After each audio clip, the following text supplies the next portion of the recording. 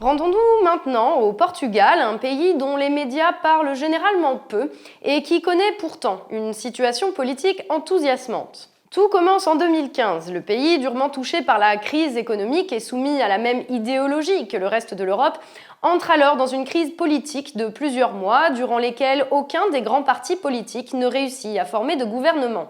Au terme de cette séquence, le Parti socialiste portugais réussit pourtant à constituer une majorité avec l'aide de plusieurs petits partis et, poussé par un important mouvement populaire, va prendre le contre-pied des politiques de renoncement qui caractérisent son homologue français et prendre, au contraire, le parti des gens ordinaires. Au programme, augmentation du salaire minimum, bien qu'il soit encore sous la barre des 600 €, réévaluation des retraites, rétablissement de 4 jours fériés supprimés à la demande de Bruxelles, par exemple. Une politique qui tranche avec les plans d'ajustement économique qui se succèdent alors depuis 2011, sur fond de scandales de corruption touchant notamment l'ancien Premier ministre José Sócrates. Cet axe symbolise le gaspillage de l'argent public à l'époque de l'ancien Premier ministre.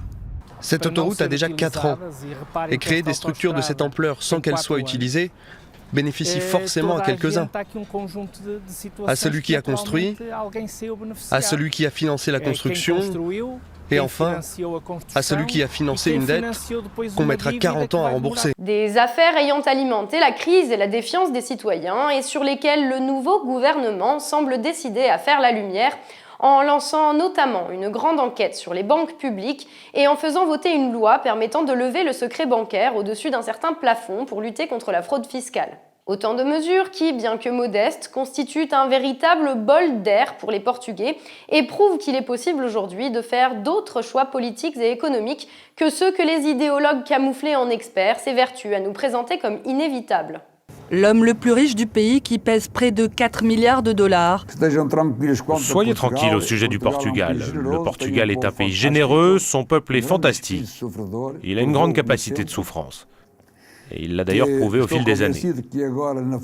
Et je suis convaincu que le gouvernement va mettre en œuvre un plan d'austérité extrêmement dur pour l'année prochaine, parce qu'il est fondamental qu'il soit rigoureusement respecté.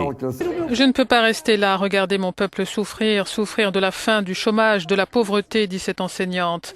Dans mon école, beaucoup d'enfants souffrent de la faim. Vous regardez autour de vous et vous ne voyez que des gens qui traversent des moments difficiles. L'austérité ne génère pas de croissance, pas plus que la déflation ne génère de richesse.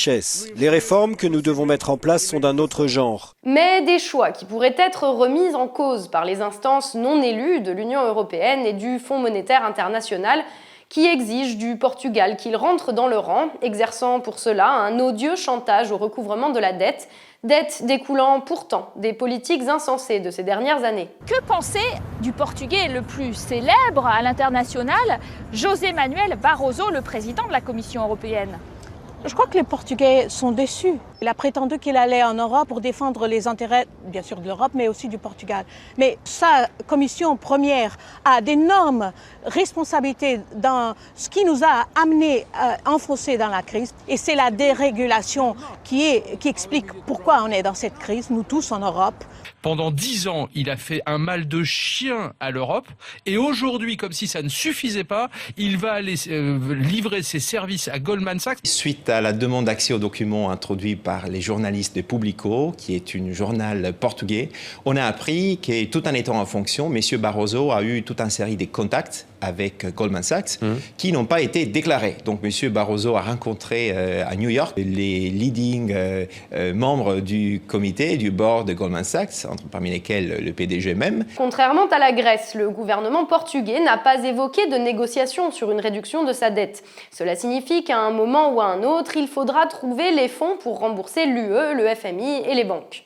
Le gouvernement cherche à obtenir ces fonds sans dégrader la vie quotidienne des citoyens, déjà durement frappés par 5 ans de crise, mais cela s'avère de plus en plus compliqué. Au final, entre les intérêts de ses citoyens et ceux de ses créanciers, entre la démocratie et le chantage, le gouvernement portugais risque d'être amené à choisir son camp, en espérant que les citoyens arrivent à faire suffisamment bloc pour que le bon sens s'impose.